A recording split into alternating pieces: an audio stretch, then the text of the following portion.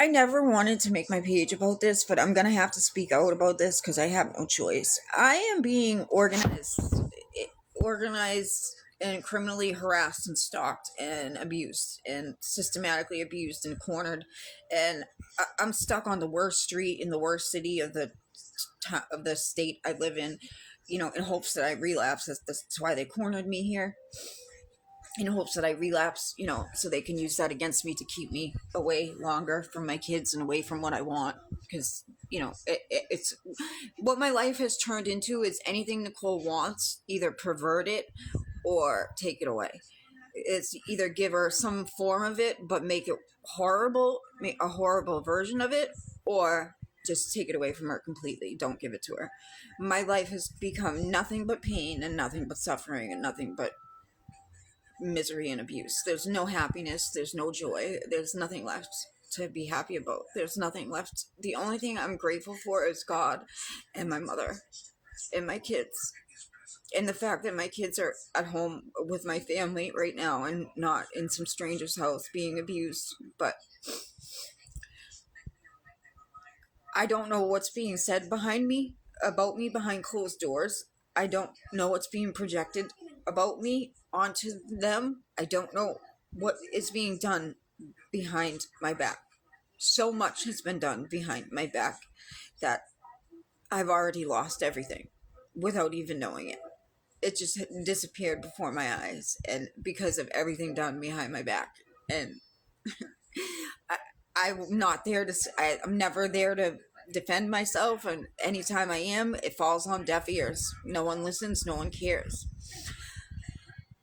Right now, I'm on the worst street in the worst town in this state I live in hopes that I relapse. They cornered me here and brought me here, lured me here in hopes that I relapse, hopes that I call someone and relapse, and I'm not going to. That'll never happen. You'll never get that from me. They won't let me cook food. My roommate will not allow me to cook food here because he won't. He says I'll make the smoke alarms go off, which I don't understand how boiling water or cooking something in a toaster oven will set a fire alarm off.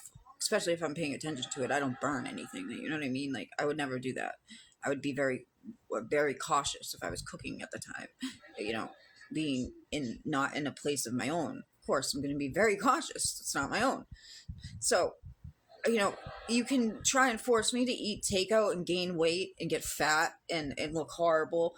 But I have a gym downstairs and I run a mile a day. I'm not going to gain that weight. I'm not going to ever let that happen again. I already did that once. And that was horrible. And losing the weight was horrible. And thank God I did lose the weight. But I lost the weight with a horrible person that did horrible things to me. So it's a bad memory anyway. And, I don't have to eat that food. I don't have to eat what's brought into me. I can fast. I can live with coffee and vitamins. I can live with just coffee and not even vitamins, but I have vitamins. So I can live with coffee and vitamins. Like, I don't need your food. I don't, because I get constant videos of like, oh, my food's being tampered with, and constant like tarot messages of like, your food's being tampered with. They always tell me what they're doing to me as they're doing it through fake videos that they put on my Facebook. They always tell me what they're doing as they're doing it through my Facebook, through fake tarot readings and stuff, hoping that I'm gonna buy into it and pay for a fake reading off them. Of course, they're going to give me everything I want. They know exactly what they're doing to me. So of course they're going to tell me the future. They're going to tell me everything they're going to do. That's how they work. That's how Satanists work. They have to tell you what they're going to do before they do it. That's one of their rules, I guess, supposedly, I heard. Since I became religious and started researching on the opposite side, because I know I'm fighting some type of spiritual warfare here as well, not only against people, but I'm fighting something spiritual as well, and I know something supernatural is occurring along with this. It's not all just governmental shit. It can't be. That's impossible. It's not. And the people that are being targeted all aren't the same category of people with the same type of gifts for a reason. It's because we won't take our gifts and turn it and use it on their side and use it for evil. We only take our gifts and we want to use it for good. We have spiritual gifts and we want to use it for good, and that's why we're targeted. They find this out early when we're young and they target us. Sometimes we get targeted and they don't know that they targeted a spirit, or, a gifted person, and then they're like, oh shit. Like with me, in my case, like they're really stuck right now. I know that they don't know what to do because they thought they had me in the bag where they were either gonna put me in a mental institution or make me end my life or make me end up on the streets like my ex was, and none of them happened. I won't do it. And if they set me up, don't worry, I'll fight it from jail. It's not a problem. I've been to jail. No one hates me there. I have a good rapport there. I get along with everyone. I've already been set up by people and gone to jail already. So I will fight it, though, because I will know it's a setup. Now I know everything has been a setup. There's one setup after the other. Completely unfair. My life has been nothing but completely unfair and tormented, and it falls on deaf ears. My cries, the abuse, any counselor I get is never a mandated reporter, because they don't report any of the abuse that happens to me or the abuse that I report that happens elsewhere. They don't do anything. Nobody does anything. Someone sexually assaults me and I call the cops and go to them, they don't get arrested. They probably get money. Nothing happens to them. Someone steals from me, nothing happens from them. They get away with it. I steal something, I go to jail. I don't get it. Doesn't make sense. But I know where it started. I know how it started. I can start it from, if I want to pinpoint it, I know how to take it. And I know which way to take this case in a way that they will hear it. In a way that you're not going to turn into, oh, you're just crazy and delusional. No. I know a way. I know how to get around that.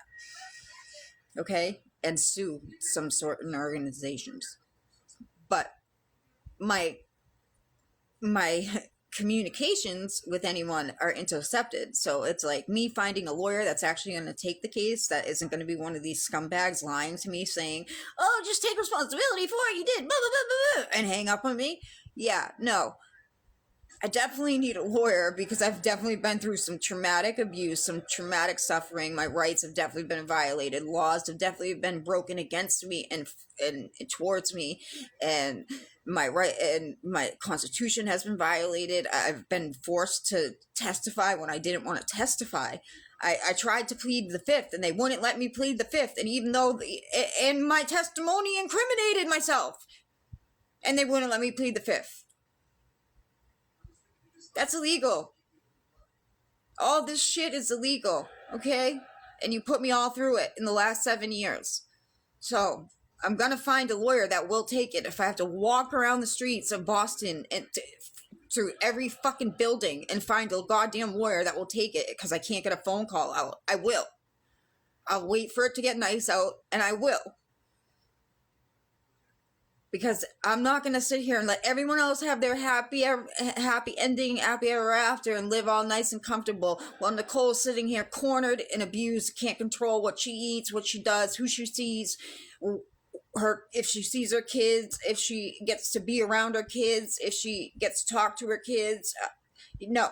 Nicole wants her life back. Nicole wants to go home and grieve her mother. The only place I know my mother at is my house. I didn't get to spend my last Christmas with my mother because I was forced to run away from this shit, so I was living 2 hours away. Missed my last Christmas with my mother. I missed my mother's death because I was living so far away, and I wasn't there when she died. I just want to go home and grieve her in the home that I know where she loved me at. I don't want to grieve her in places where people tell me to stop using that as an excuse. It hasn't even been 2 years, and I've never been allowed to grieve. So no, it's not an excuse. I'm grieving the death of my mother, and that's it. The death of my mother has fucked my life up, and you're going to have to deal with that. That happens when a mother dies.